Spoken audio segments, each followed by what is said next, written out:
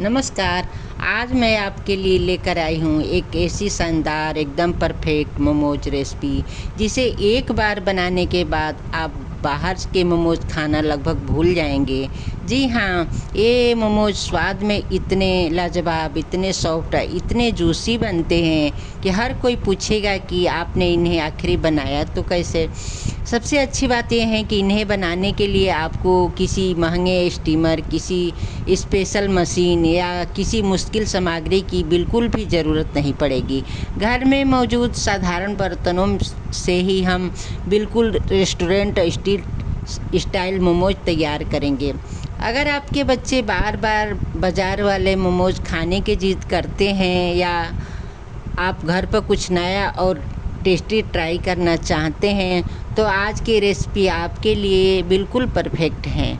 इस रेसिपी में मैं आपको आटे का सही डो तैयार करना, स्वादिष्ट और जूसी स्टफिंग बनाना, मोमोज को खूबसूरत शेप देना और बिना स्टीमर के उन्हें सही तरीके से स्टीम करना, सब कुछ स्टेप बाय स्टेप बहुत आसान तरीके से बताने वाली हूँ। अक्सर लोगों को शिकायत रहती हैं कि घर पर बनाए गए मोमोज या तो सख्त बन जाते हैं या फिर उनकी स्टफिंग सूखी रह जाती हैं। कई बार मोमोज की परत मोटी हो जाती हैं और खाने में बिल्कुल बाजार जैसा मज़ा नहीं आता। लेकिन आज की इस रेसिपी में मैं आपको हर छोटी से बड़ी टिप्स और ट्रिक बताऊंगी ताकि मोमोज पहली बार में ही एकदम परफेक्ट बने। चाहे आप पहली बार मोमोज बना रहे हो या पहले कई बार ट्राई कर चुके हो, ये रेसिपी आपको ज़रूर पसंद आएगी। और वीडियो के आखिरी में मैं आपके साथ एक ऐसी ख़ास ट्रिक शेयर करूंगी जिसकी मदद से आपके मोमोज बिल्कुल मार्केट और रेस्टोरेंट जैसे सॉफ्ट, जूसी और मुंह में घुल जाने वाले बनेंगे। अगर आपको हमारी रेसिपी पसंद आए तो वीडियो को लाइक ज़रूर करें, अपने परिवार और दोस्तों के साथ शेयर करें और अगर आप हमारे चैनल पर नए हैं तो चैनल को सब्सक्राइब करके बेल आइकन भी दबा दें ताकि ऐसी शानदार, आसान और परफेक्ट रेसिपी आपको सबसे पहले मिलती रहे। तो बिना किसी देर किए शुरू करते हैं। सबसे पहले हम एक बड़ा सा बाउल लेंगे और उसके ऊपर एक बड़ी सी छन्नी रख देंगे। मैदे को छानना बहुत ज़रूरी होता है। कई लोग वो स्टेप को स्किप कर देते हैं, लेकिन इसी वजह से उसका डो होने के बाद भी उतना स्मूथ नहीं बनता। अब हम इसमें एक कटोरी मैदा डालेंगे और एक चम्मच की मदद से आराम से छान लेंगे। देखिए मैदा कितना फाइनल और फ्लफी हो गया है। इसी वजह के बाद में हमारे मोमोज का कवर बहुत ही मुलायम बनेगा। अब छन्नी हटा देते हैं। इसके बाद हम डालेंगे स्वाद अनुसार नमक। अब इसमें डालेंगे 2 से 3 चम्मच के बराबर तेल और उसे हाथों से अच्छे से मिक्स कर लेंगे। अब हमने आधी कटोरी दूध लिया है और इसे थोड़ा थोड़ा डालते हुए आटे में अच्छे से मिक्स करेंगे। थोड़ा थोड़ा डालते हुए थोड़ा टाइम लगेगा, लेकिन इसे चिकना सा स्मूथ सा बैटर तैयार करेंगे। जल्दीबाजी बिल्कुल नहीं करनी है, थोड़ा थोड़ा करके मिलाइए और अच्छे से गूँथिए। देखिए हमारा डो कितना बढ़िया तैयार हो चुका है, ना ज़्यादा सख्त और ना ज़्यादा ढीला। और देखिए हमारा थोड़ा सा दूध इसमें बच भी गया है। अब इसे हम ढककर 20 से 25 मिनट के लिए रख देंगे ताकि यह अच्छे से सेट हो जाए। अब जब तक हमारा डो रेस्ट कर रहे हैं तब तक हम अपनी स्वादिष्ट स्टफिंग तैयार कर लेते हैं। मैंने यहाँ एक बड़ी प्लेट में 250 ग्राम कद्दूकस किया हुआ ताज़ा पनीर लिया है। तो मोमोज की स्टफिंग का सबसे महत्वपूर्ण हिस्सा पनीर ही होता है, इसलिए कोशिश करें कि हमेशा फ्रेश और मुलायम पनीर का ही इस्तेमाल करें। ताज़ा पनीर न सिर्फ खाने में ज़्यादा स्वादिष्ट लगता है बल्कि इसकी वजह से स्टफिंग भी काफ़ी सॉफ्ट और जूसी बनती हैं। अगर पनीर थोड़ा सख्त या पुराना होगा तो स्टफिंग का स्वाद भी उतना अच्छा नहीं आएगा। अब इसमें डालेंगे एक मध्यम आकार का बारीक कटा हुआ प्याज स्टफिंग में हल्की मिठास और शानदार का क्रंच जोड़ता है, जिससे हर बाइट और भी ज़्यादा स्वादिष्ट लगती हैं।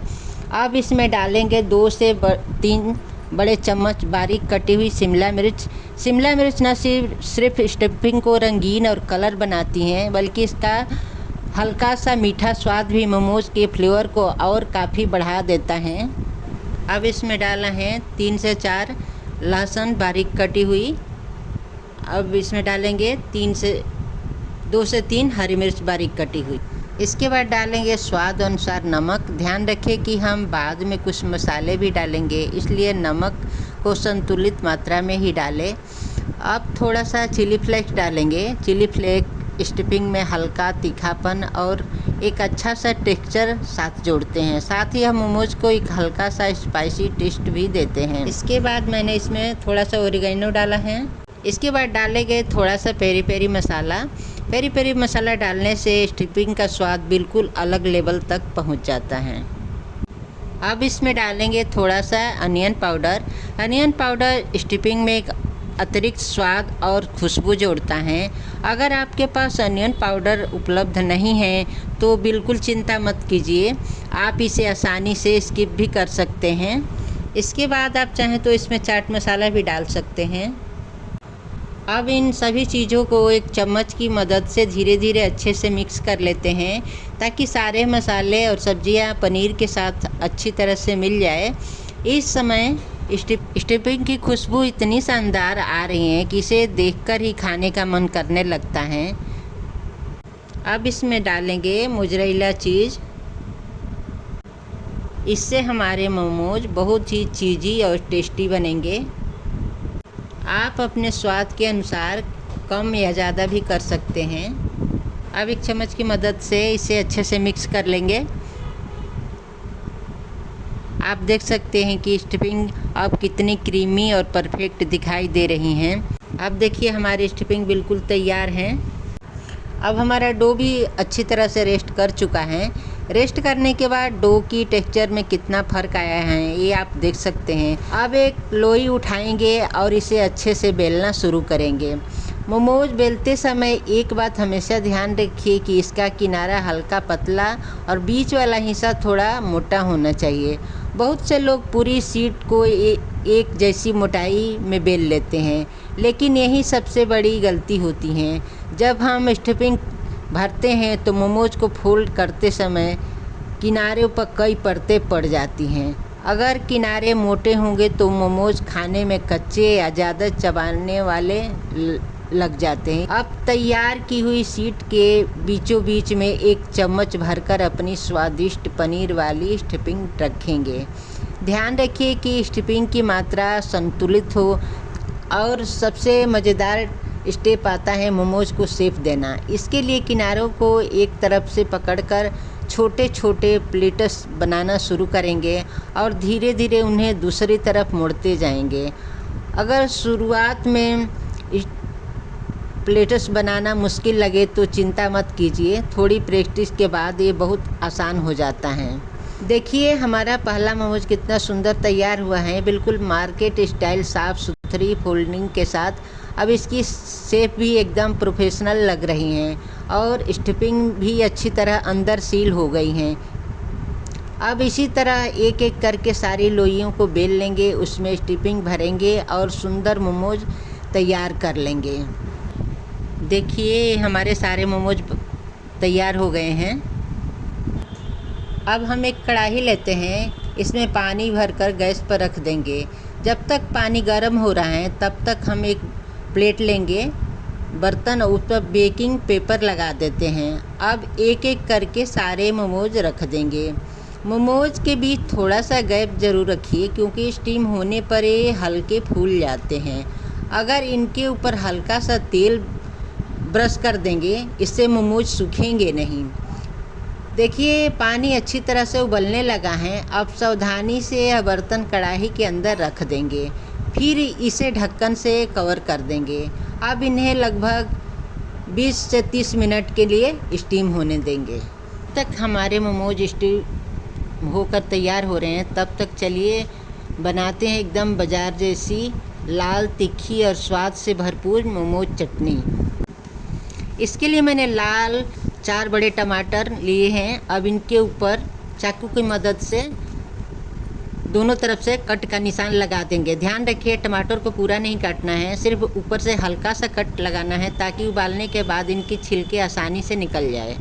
अब एक पैन में टमाटर डालेंगे और साथ में 4 से 5 लहसुन की कलियां भी डाल देंगे। लहसुन चटनी को एक बहुत ही बढ़िया फ्लेवर देता है।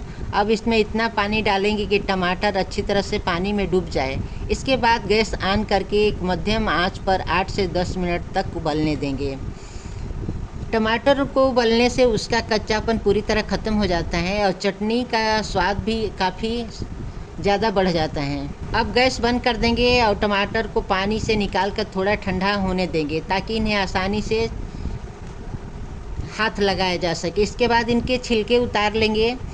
देखिए उबालने के बाद छिलके कितना आसानी से निकल रहे हैं। इसी तरह सभी टमाटरों के छिलके हटा देंगे। अब एक मिक्सचर जार लेंगे, उसमें उबले हुए टमाटर और लहसुन की कलियां डाल देंगे। इसके बाद इन्हें अच्छी तरह पीसकर एक स्मूथ और महीन पेस्ट तैयार कर लेंगे।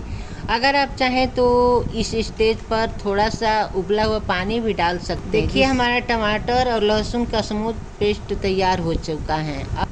अब गैस पर एक कढ़ाई चढ़ा लेंगे और उसमें थोड़ा सा तेल डालकर गरम कर लेंगे। जैसे ही तेल गरम होगा उसमें डालेंगे बारीक कटा हुआ लहसुन।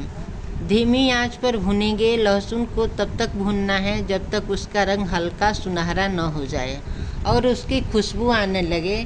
ध्यान रखें लहसुन को ज़्यादा न जले वरना चटनी का स्वाद कड़वा हो सकता है। अब इसमें पहले से तैयार किया हुआ टमाटर और लहसुन का पेस्ट डाल देंगे। पेस्ट डालते ही इसे चलाते रहे ताकि यह कढ़ाई में चिपके नहीं। कुछ मिनट तक इसे ऐसे ही पकाएं जिससे टमाटर का कच्चापन पूरी तरह ख़त्म हो जाए। इसके बाद स्वाद अनुसार नमक डालेंगे, फिर लाल मिर्च पाउडर डालेंगे। अगर आप बिल्कुल बाज़ार जैसी तीखी मोमोज चटनी बनाना चाहते हैं तो लाल मिर्च की मात्रा थोड़ा ज़्यादा रख सकते हैं। आप इसमें थोड़ी सी चीनी भी डाल सकते हैं। चीनी चटनी में मौजूद टमाटर की खटास को बैलेंस करती हैं और स्वाद को और भी बेहतर बनाती हैं। अब 1 चम्मच सोया सॉस डालें और सभी चीज़ों को अच्छी तरह से मिला दें। अब इसे थोड़ी देर के लिए ऐसे ही पकने देते हैं। अब देखते हैं हमारे गर्मा गर्म मोमोज। वाह, देखिए कितने शानदार और परफेक्ट मोमोज बनकर तैयार हुए हैं। ऊपर से एकदम मुलायम, स्मूथ और चमकदार, अंदर से बिल्कुल स्वादिष्ट फिंग से भरे हुए। इन्हें देखते ही खाने का मन करने लगता है। अब सावधानी से इन्हें स्टीमर से निकालकर एक सर्विंग प्लेट में सजाते हैं। साथ में हमारी तीखी, चटपटी और बाजार जैसी मोमोज चटनी भी पूरी तरह से तैयार हैं। इन मोमोज की खुशबू इतनी लाजवाब है कि इसे सूंघते ही भूख दुगुनी हो जाती है। चलिए अब एक मोमोज को तोड़कर अंदर का टेक्सचर भी देख लेते हैं और मोमोज को सर्व कीजिए मोमोज के चटनी के साथ। इससे टेस्ट और भी दुगना हो जाता है। ये थी हमारी आज की मोमोज स्पेशल रेसिपी। अगर आपको ये वीडियो पसंद आई हो तो वीडियो को शेयर करें, लाइक करें, कमेंट करें और मेरे चैनल को सब्सक्राइब करें। मिलते हैं एक और नई रेसिपी के साथ, तब तक के लिए धन्यवाद।